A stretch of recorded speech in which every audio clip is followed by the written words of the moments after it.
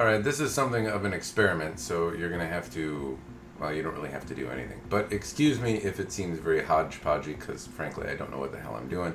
But I did get a couple questions yesterday after I posted the video. I got a Thaitsuki S02 Katana, as well as a few Citadel Katana. And if I'm looking at the two of them, well, they happen to be similar in price point. So if hopefully you can see this image here. This is Cult of Athena's website. I'm comparing the Citadel Lotus Katana as well as the Thaitsuki S02 Dokuji Nami Sanmai S02. One of the S02 models that I got. I'm going to use the red one because I haven't cleaned off the blue one yet, but they should be similar in terms of price point. Basically, you can see here that there's a difference of about $100 currently on Cult of Athena when I compare the two of them. Now, this is a very goofy, dodgy camera setup situation here, so I am sorry in advance, but hopefully it will work. And there's a couple points that I think are worth comparing.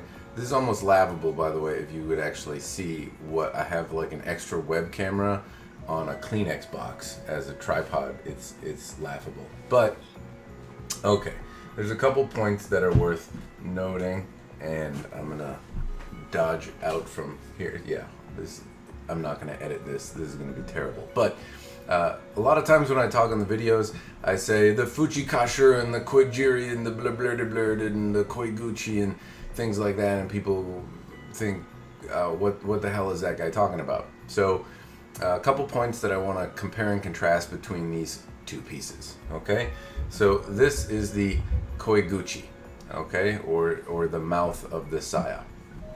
Now ideally it looks like this black one up here does, and that's because that's how it's supposed to look. It's a lovely Saturday morning.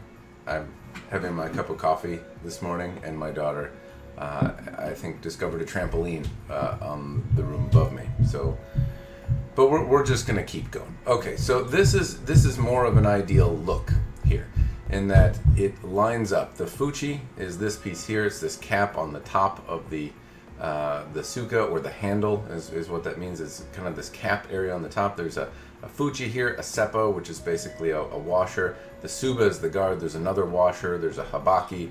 The habaki is the blade collar that goes around. Let's see if I can open this up. It's very tight. The habaki is this copper piece. Here it's the blade collar, and it holds onto this koiguchi area, or the mouth of the saya. It should be fit so that it has a little bit of pressure, and that's so that if you turn the katana upside down, it doesn't fall out. Anyway, hopefully I'm not telling you too much stuff you don't already know, or if I am, then kudos. The point is, though, is that you can see that these two pieces here, this fuchi and this koiguchi, are about the same size. And on this one, the angle's off just a little bit. Let's see if I can get it. Okay, and in this one, you can see that we've got this little itty bitty fuchi here, and then this big mammoth koiguchi area here. Now, it's not necessarily bad. I did a review on the Thaitsuki S02 Katana.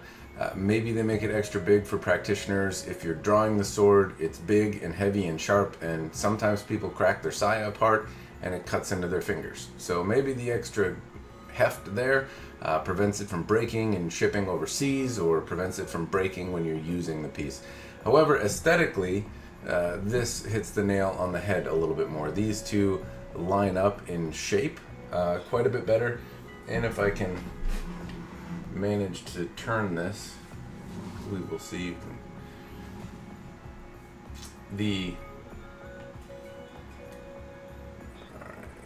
my filthy desk area here. Okay, maybe this. No, I don't know. How am I going to do this? Okay, also they match in terms of thickness. So this area here, they have the same kind of oval shape as where the Thaitsuki, it's much larger again. This was more just to show the shape difference, though. That's kind of what I was I was shooting for was just so that you would be able to see some of the differences in the size. There's also notable bits on the Ito side of things. If I'm comparing and contrasting the two of them, God, this is terrible. Okay, so first the tightness of the Ito. You can see that the diamonds are all very small. That's not a bad thing.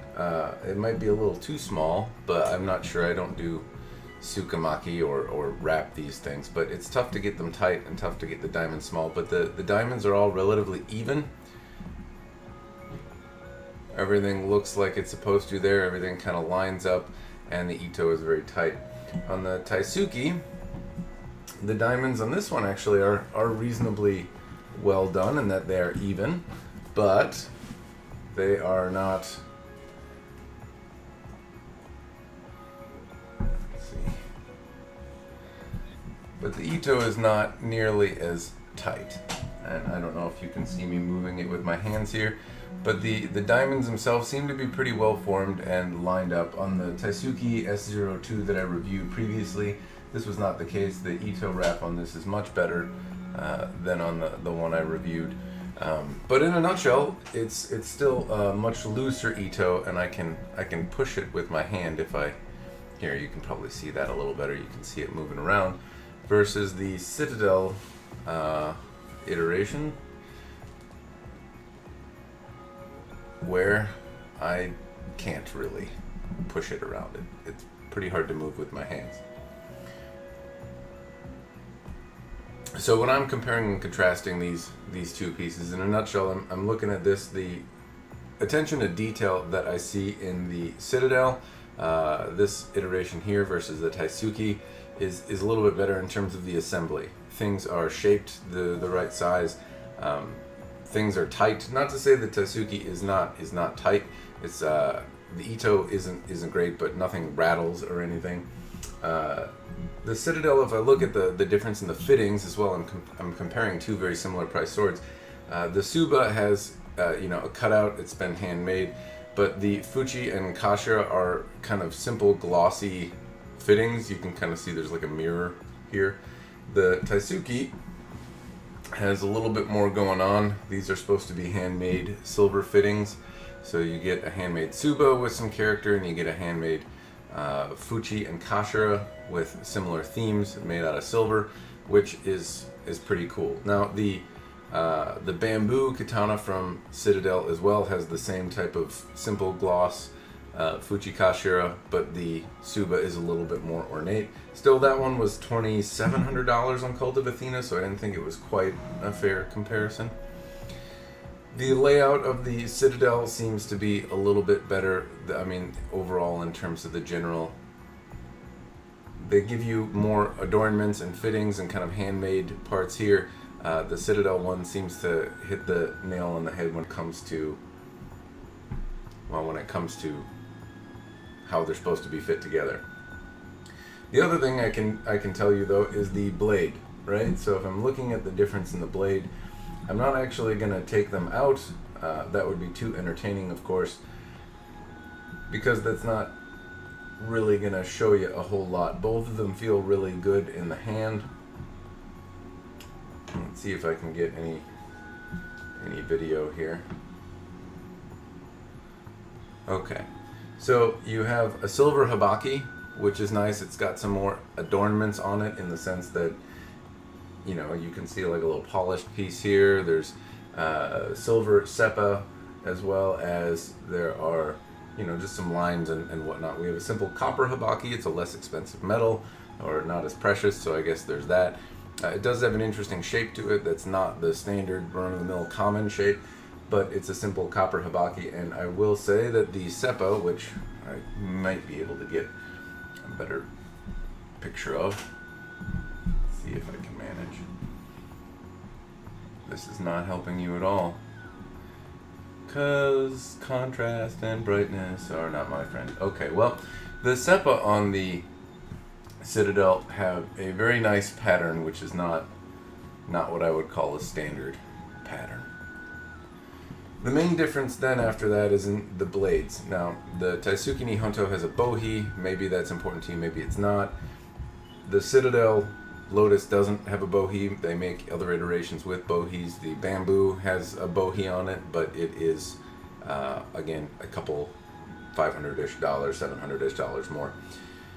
The main thing, though, is that the Thaitsuki Nihonto is supposed to be a folded sanmai construction blade out of, I can't remember exactly what steels it's made from, but this Thaitsuki is folded, and it's very subtle. I'm not going to pick it up here. You can watch the review that I did. This one has a very kind of similar look. They're both differentially hardened. Differentially hardened means that you're going to see a hamon, and that, you know, somebody slapped some clay on it and threw it in the fire and then tossed it in a bucket of water. That's a drastic oversimplification, of course, but somebody differentially hardened them, so they both have a hamon. They're hardened in the same way, but they're made of different steels. And that the Thaitsuki, this one in red, has little folded patterns. If you look at the steel really close, you're going to see little ripples and waves and something that looks like a wood grain because it's folded.